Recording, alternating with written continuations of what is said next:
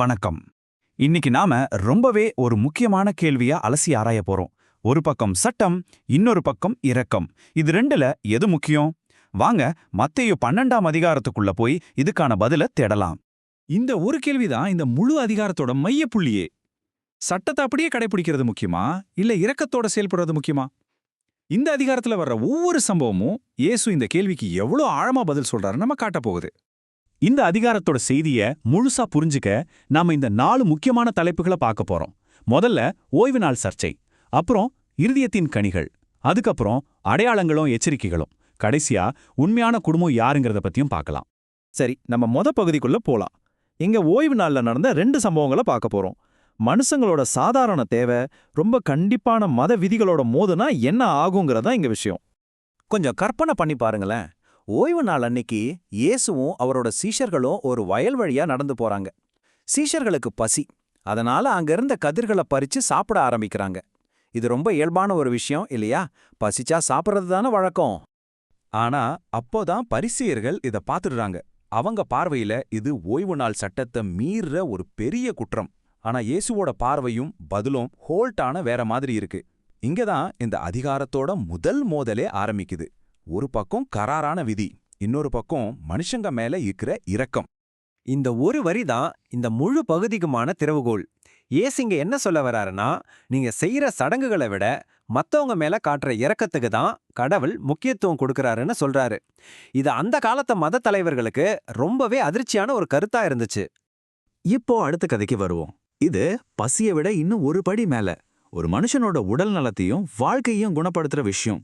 அதுவும் ஜெபாலயத்துல எல்லாருக்கும் முன்னாடி இந்த சம்பவம் நடக்குது. இயேசு தன்னை கேள்வி கேட்டவங்க கிட்டயே திருப்பி கேட்கிறாரு. ஓய்வு நாள்ல உங்க ஆடு குழில விழுந்தா காப்பாத்த மாட்டீங்களா?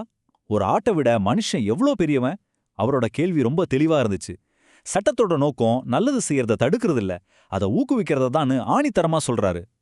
ஒரு நல்ல காரியம் செஞ்சதுக்கு என்ன மாதிரியான ஒரு ரியாக்ஷன் கிடைக்குதுன்னு பாருங்க. உண்மையிலே அதிர்ச்சியா இருக்கு. ஒருத்தர் குணமாயிட்டாருன்னு சந்தோஷப்படாம அவங்க கோபத்துல இயேசுவே கொல்லவே திட்டம் போடுறாங்க. இதுல இருந்தே தெரியுது அவங்களுக்கு இரக்கத்தை விட சடங்குகள் தான் எவ்வளவு முக்கியமா இருந்துச்சுன்னு. சரி, இப்போ அடுத்த பகுதிக்கு போகலாம். இதுவரைக்கும் வெளியில நடந்த செயல்களை பத்தி பார்த்தோம். இப்போ சண்டை உள்நோக்கங்களை பத்தி போகுது. நம்ம பேசுற வார்த்தைக்கும் செய்யற செயலுக்கும் உண்மையான காரணம் என்ன? நம்ம மனசு, நம்ம இருதயம் தானே? இயேசு அடுத்து ஒரு பெரிய அற்புதம் செய்யறாரு. பார்க்கவும் பேசவும் முடியாத ஒருத்தல குணப்படுத்துறாரு. மக்கள்லாம் ஆச்சரியமா பார்க்கறாங்க. ஆனா பரிசேயர்கள் உடனே ஒரு பயங்கரமான குற்றச்சாட்டை வைக்கிறாங்க. இது கடவுளோட சக்தியில நடக்கல, பிசாசோட சக்தியில தான் நடக்குதுன்னு சொல்றாங்க. இயேசுவோட புத்திசாலித்தனமான பதில பாருங்க. அவங்க வாதத்தையே அவங்களுக்கு எதிரா திருப்புறாரு. சாத்தான் எப்படி சாத்தானுக்கு எதிரா நிப்பான்? அப்படி செஞ்சா அவனோட ராஜ்யமே அழிஞ்சு போயிடுமே. ஒருவேளை நான் செய்யறது கடவுளோட சக்தியால இருந்தா அப்போ கடவுளோட ஆட்சி உங்க கண் முன்னாடியே வந்திருக்குன்னு அர்த்தான்னு சொல்லி அவங்களுக்கு ஒரு சவால் விடுறாரு. இங்க இயேசு ஒரு அருமையான உதாரணத்தை சொல்றாரு. ஒரு மரத்தை அதோட பழத்தை வச்சுதான் அதை நல்ல மரமா கெட்ட மரமான்னு சொல்ல முடியும். அதே மாதிரி தான் ஒரு மனுஷனோட மனசுல என்ன இருக்கோ அதுதான் அவன் வாய் வழியா வார்த்தையா வரும். மனசுல நல்லது இருந்தா நல்ல வார்த்தை வரும், கெட்டது இருந்தா கெட்ட வார்த்தை தான் வரும். இதை நம்ம எல்லாருமே யோசிக்க வேண்டிய ஒரு விஷயம். நம்ம பேசுற வார்த்தைகள் நம்ம மனசை பத்தி என்ன சொல்லுது? இப்போ நம்ம பார்க்க போற விஷயம் கொஞ்சம் சீரியஸானது. உண்மையை பார்க்கவே மனசு இல்லாம இருதயத்தை கடினப்படுத்திக்கிட்டவங்களுக்கு இயேசு கொடுக்கிற எச்சரிக்கைகளை பத்தி தான் பார்க்க போறோம். மக்கள் அவர்கிட்ட ஒரு அற்புதம், ஒரு அடையாளம் செஞ்சு காட்ட சொல்லி கேட்கறாங்க. அதுக்கு இயேசு யோனாவோட அடையாளத்தை தவிர வேற எதுவும் கொடுக்கப்படாதுன்னு சொல்றாரு.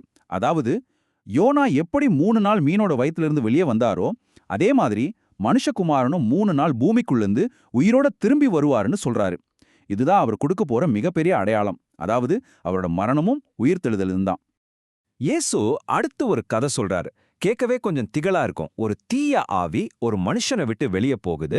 அந்த மனுஷனோட மனசு இப்ப சுத்தமா இருக்கு. ஆனா பிரச்சனை என்னன்னா அது சுத்தமா மட்டும்தான் இருக்கு, காலியா இருக்கு. அந்த போன ஆவி சும்மா திரும்ப வரல. இந்த நம்பரை பாருங்க, 7. அது தன்னை விட மோசமான வேறு 7 ஆவிகளோட சேர்ந்து திரும்பி வருதே. இது எவ்வளவு பெரிய ஆபத்துன்னு காட்டுறதுக்கு ஒரு பவர்ஃபுல்லான காட்சி. இந்த கதையோட முடிவு ரொம்பவே பயங்கரமா இருக்கு. அந்த மனுஷனோட நிலைமை முதல்ல இருந்ததை விட பல மடங்கு மோசமாகிடும். இது ஒரு பெரிய எச்சரிக்கை. நம்ம கிட்ட இருக்கிற தீமையை நீக்கிறது மட்டும் பத்தாது, அந்த இடத்த நல்லது கொண்டு நிரப்பணும். இல்லனா நிலைமை இன்னும் மோசமாகிடும். சரி, இப்போ நம்ம இந்த அதிகாரத்தோட கடைசி பகுதிக்கு வந்துட்டோம். இது குடும்பம்னா என்னங்கிற அர்த்தத்தையே ஒரு புது கோணத்துல நமக்கு விளக்குது. இயேசு மக்களுக்கு போதிச்சிட்டு இருக்காரு. அந்த நேரத்துல அவரோட அம்மா, அவரோட சகோதரர்கள் எல்லாம் அவரை பார்க்க வராங்க. அவரை பார்க்கணும், பேசணும்னு வெளியே காத்துட்டு இருக்காங்க. இதுதான் இந்த அதிகாரத்தோட உச்சகட்டம்னே சொல்லலாம். இயேசு சொல்ற இந்த பதில் குடும்பம்னா என்னங்கிற அர்த்தத்தையே மாத்தி போடுது. ரத்த சம்பந்தம் மட்டும் குடும்பம் இல்ல, யார் கடவுளோட விருப்பப்படி நடக்கறாங்களோ அவங்க தான் என்னோட உண்மையான குடும்பம். என்னோட அண்ணன், தம்பி, அக்கா, தங்க, தாய் எல்லாமே அவங்க தான்னு சொல்றாரு.